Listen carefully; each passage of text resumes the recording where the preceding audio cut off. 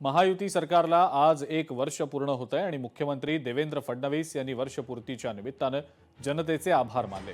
या एका वर्षात महाराष्ट्राला विकासाच्या मार्गावर नेण्याचा प्रयत्न केला, तसंच वर्षभरात लोककल्याणकारी योजना आणि विकास कामांमध्ये खंड पडू दिलेला नाही। या कामाची पावती जनता आम्हाला देत असल्याची भावना मुख्यमंत्र्यांनी व्यक्त केलेली आहे। मागच्या वर्षी आजच्या दिवशी मी शपथ घेतली होती।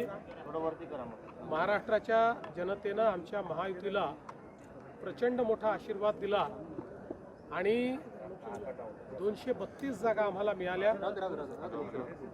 आज 1 वर्ष पूर्ण झालेलं आहे। या 1 वर्षामध्ये महाराष्ट्राच्या जनतेला विकासाच्या मार्गाने नेण्याचा प्रयत्न आम्ही केलेला आहे। महाराष्ट्राचं प्रशासन हे एका इन्स्टिट्यूशन सारखं बिल्ड करण्याचा आम्ही प्रयत्न केला आहे।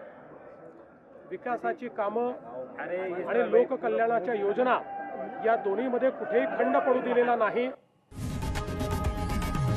लोकशाही मराठी ऐका, पहा, जागरूक रहा।